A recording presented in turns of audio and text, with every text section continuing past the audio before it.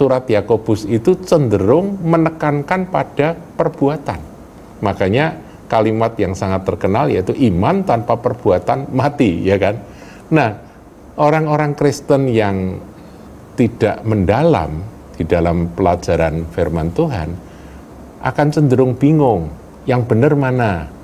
Yang benar itu Paulus, hanya oleh iman kita diselamatkan, bukan karena perbuatan itu ditekankan, atau apa yang dikatakan oleh Yakobus dalam suratnya. Ya, kita lihat aja ayat-ayatnya, saudaraku ya.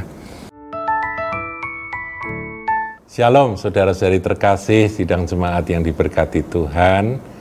Dalam Suara Gembala kali ini kita akan menjawab sebuah pertanyaan yang acap kali diajukan, yaitu pertentangan antara apa yang disampaikan oleh Rasul Paulus dan apa yang disampaikan oleh Rasul Yakobus. Jadi seperti judul yang kita angkat kali ini, yaitu Paulus vs Yakobus. Sebetulnya itu tidak bertentangan, saudara, dan itulah yang akan kita urai atau kita jelaskan dalam kesempatan kali ini. Saudaraku, kita tahu bahwa Rasul Paulus dahulunya adalah seorang Farisi yang sangat ketat dengan aturan-aturan agama dan sangat menekankan bagaimana perbuatan yang dia lakukan itulah yang akan membuat Tuhan berkenan.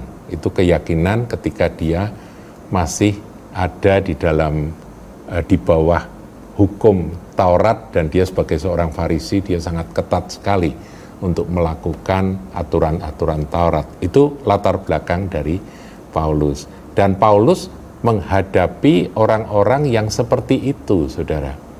Orang-orang yang punya pandangan bahwa untuk bisa diselamatkan, kita harus pakai kekuatan sendiri dengan usaha mati-matian yang dulu dia sudah pernah lakukan dan dia gagal, saudaraku ya. Yaitu semua pergumulan dia tuliskan di dalam Roma 6, 7, 8 itu kalau saudara baca itu lengkap sekali. Nah, akhirnya Paulus menemukan akan kebenaran keselamatan karena iman kepada kasih karunia. Ya, jadi kasih karunia itu adalah pemberian cuma-cuma dari Tuhan.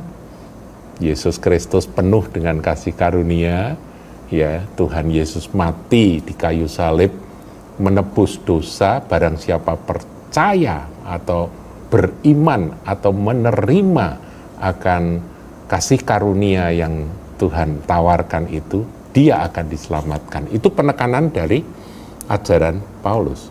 Nah, ini nanti kita akan bandingkan dengan surat Yakobus, saudaraku. Ya, surat Yakobus itu kalau dibaca bagus sekali isinya, saudaraku.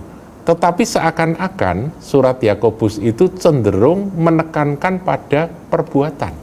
Makanya kalimat yang sangat terkenal yaitu iman tanpa perbuatan mati, ya kan? Nah, orang-orang Kristen yang tidak mendalam di dalam pelajaran firman Tuhan akan cenderung bingung, yang benar mana? Yang benar itu Paulus, hanya oleh iman kita diselamatkan, bukan karena perbuatan itu ditekankan, atau apa yang dikatakan oleh Yakobus dalam suratnya. Ya, kita lihat aja ayat-ayatnya, saudaraku ya. Paulus dulu, saudara ya. Efesus 2 ayat yang ke-8 dan 9. Kita lihat ini dua ayat terkenal, saudaraku. Sebab karena kasih karunia kamu diselamatkan oleh iman. Jadi ada dua unsur ya. Karena kasih karunia yaitu keselamatan yang ditawarkan oleh pihak Tuhan melalui korban salib Kristus, kita bisa beroleh kasih karunia. Kalau mau menerima, saudaraku ya, kamu diselamatkan oleh iman. Artinya kasih karunia itu harus disambut dengan iman, saudara ya. Kalau nggak ada percaya atau iman kepada kasih karunia, maka keselamatan itu tidak akan datang dalam hidup seseorang.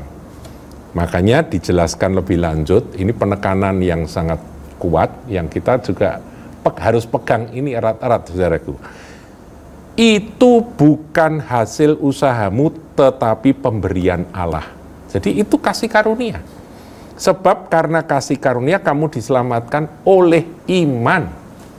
Makanya Yohanes 3:16, barang siapa percaya tidak binasa, melainkan beroleh hidup kekal. Percaya, saudara, iman kepada Yesus Kristus yang penuh kasih karunia dan kebenaran itu. Nah, kemudian ayat 9 oleh Rasul Paulus ditekankan lagi. Itu bukan hasil pekerjaan. Nah, pekerjaan ini kan perbuatan, saudaraku ya. Bukan hasil pekerjaan. Jangan ada orang yang memegahkan diri. Jadi sama sekali nggak ada urusannya dengan pekerjaan atau perbuatan manusia. Kalau kita ingat akan penjahat yang mati bersama dengan Tuhan Yesus, ya ini kan masih suasana Paskah, saudara. Kita ingat ya, Tuhan Yesus mati disalibkan, ada dua penjahat, penyamun yang juga mati disalibkan bersama dengan Kristus. Yang satunya menolak, yang satunya percaya. Dia melihat Yesus yang mengenakan mahkota duri itu sebagai raja. Dia tahu. Nah, ini adalah karya Roh Kudus, saudaraku ya, dan tentunya karena dia membuka hati. Dan penjahat itu, penyamun itu menerima Yesus sebagai Tuhan dan Raja. Nah, saudaraku, pada waktu itu jaminan dari Tuhan Yesus 100% kasih karunia tanpa perbuatan. Hanya diterima dengan percaya saja. Paham ya, saudaraku ya? Apa kata Tuhan? Hari ini juga engkau akan bersama-sama dengan aku di Firdaus. Artinya apa? Apakah penjahat yang disalib itu sempat berbuat baik, sempat berbuat amal, sempat berbuat sesuatu yang bermanfaat bagi orang lain? Tidak sama sekali, saudara. Tapi dia selamat. Karena apa? Karena dia menerima kasih karunia Tuhan Yesus Kristus. Dia percaya pada kasih karunia itu. Ini yang ditekankan oleh Rasul Paulus. Saya ulangi ya, sebab karena kasih karunia kamu diselamatkan oleh iman, itu bukan hasil usahamu, tetapi pemberian Allah. Kemudian ayat 9, itu bukan hasil pekerjaanmu atau perbuatanmu. Jangan ada orang yang memegahkan diri. Satu sisi, kebenaran ini harus kuat berakar di dalam kehidupan kita sebagai orang percaya. Aku diselamatkan hanya semata-mata karena penebusan yang dilakukan oleh Tuhan Yesus di kayu salib. Oleh kasih karunia-Nya, aku diampuni, aku diselamatkan. Selesai. Nah, terus bagaimana dengan perbuatan baik? Oh, ajaran perbuatan baik begitu banyak di dalam Alkitab. Perjanjian lama, aturan-aturan perbuatan baik banyak. Perjanjian baru apalagi, saudaraku. Nah, begini. Setelah kita diselamatkan, kita masih punya kesempatan untuk melakukan pekerjaan baik, perbuatan baik, usaha-usaha untuk melakukan yang baik dan benar menurut firman Tuhan. Nah, tapi apakah perbuatan itu menentukan keselamatan kita? Tidak sama sekali. Kita harus pahami ini dengan tegas. Garisnya harus tegas. Contohnya tadi, penjahat tadi ya, saudaraku ya. Nah, sekarang bagaimana dengan Rasul Yakobus? Rasul Yakobus, saudaraku, dia berbicara kepada orang-orang Kristen yang mulutnya mengaku bahwa mereka itu beriman kepada Yesus Kristus dan menerima kasih karunia, tapi perbuatannya tidak mencerminkan akan buah dari keselamatan tersebut. Makanya dia menulis dengan keras sebuah pengajaran bahwa kamu ngomong iman kepada Yesus, kamu ngomong percaya, tapi mana perbuatanmu kok bukan seperti perbuatan orang yang sudah diselamatkan. Orang yang sudah diselamatkan harus menghasilkan buah-buah kebenaran, saudaraku. Karena itu otomatis harus demikian. Nah, sekarang kalau nggak ada, diragukan akan imanmu itu. Itulah yang dimaksud oleh Yakobus. Nah, kita lihat sekarang surat Yakobus 2 ayat 14, saudara ya. Ini judul perikopnya, iman tanpa perbuatan pada hakikatnya adalah mati. Ayat 14, apakah gunanya saudara-saudaraku jika seorang mengatakan bahwa ia mempunyai iman padahal ia tidak mempunyai perbuatan? Kalau Paulus tadi berbicara tentang iman keselamatan, itu sudah pasti seperti itu, saudaraku. Ya, itu iman keselamatan tuh nggak ada hubungannya dengan perbuatan. Tapi Yakobus di sini menegur akan orang-orang Kristen pada waktu itu yang berkata punya iman tapi tidak melakukan sesuatu yang sesuai dengan apa yang dia percayai. Itu sama dengan gini, saudaraku ya. Aku percaya kok ini nasi goreng ini enak sekali. Wah, ngomongnya luar biasa enak sekali. Waktu ditanya, Anda pernah makan nasi goreng itu? Belum. Nah, ini kan lucu, saudaraku. Dia hanya pandai bicara, dia sendiri tidak ngalami enaknya nasi goreng yang dia ceritakan enak sekali dan sebagainya. Dia hanya pandai bicara. Nah, untuk orang-orang seperti ini, Yakobus akan ngomong, sudahlah kamu tidak usah banyak ngomong, kamu makan dulu, setelah kamu makan nanti baru cerita. Nah, begitu loh maksudnya, saudara. Paham ya? Jadi perbuatan ini adalah perbuatan yang sesuai dengan apa yang engkau percayai, apa engkau imani. Nah, kita lihat, saudaraku ya, kita lompat ayat 17. Demikian juga halnya dengan iman. Jika iman itu tidak disertai perbuatan, maka iman itu pada hakikatnya adalah mati. Ya seperti tadi. Ya contohnya orang cerita nasi goreng ini enak sekali, luar biasa. Waduh, rasanya nikmatnya dunia akhirat gitu ya. Ya dia bisa ngomong, saudara. Tapi waktu ditanya sebuah pertanyaan, kamu pernah makan atau belum? Belum pernah. Nah ini, seperti ini terhadap orang-orang yang seperti ini, Yakobus menegur dengan keras. Aku meragukan imanmu. Imanmu tuh iman mati. Gitu, omongan doang, omdu, begitu saudaraku.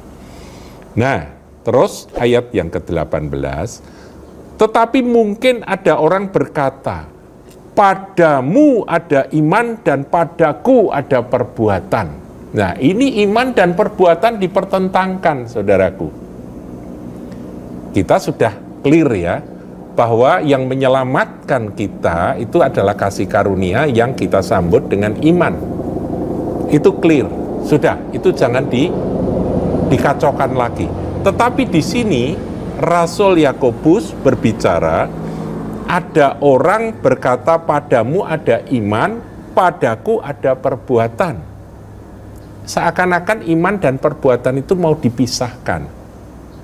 Ada orang yang berkata, yang penting perbuatan, jangan iman. Yang satu berkata, yang penting iman.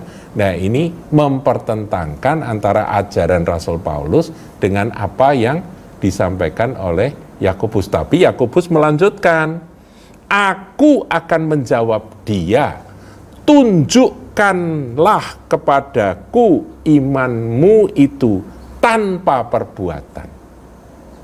Dan aku akan menunjukkan kepadamu imanku dari perbuatan-perbuatanku. Nah, ini melengkapi, saudaraku. Melengkapi akan pengertian yang pertama tadi. Iman keselamatan, very clear. Sangat jelas bahwa itu bukan karena perbuatan. Tetapi perbuatan dari orang beriman itu sebetulnya adalah bukti bahwa dia sudah diselamatkan. Saudaraku, Mari kita menjadi dewasa di dalam memahami akan kasih karunia Tuhan. Tuhan memberikan kasih karunia untuk kita diselamatkan cuma-cuma. Bukan karena perbuatan, hanya karena percaya. Tapi setelah itu, marilah kita mengikut Yesus dan mengizinkan Roh Kudus memimpin kita, sehingga hidup kita boleh menghasilkan buah-buah keselamatan bagi kemuliaan Bapa di surga. Biar perbuatan baikmu itu dilihat oleh semua orang dan mereka memuliakan Bapamu yang di surga. Tuhan Yesus memberkati. Jangan lupa like, comment, share, dan subscribe channel GKBK Hal Semarang.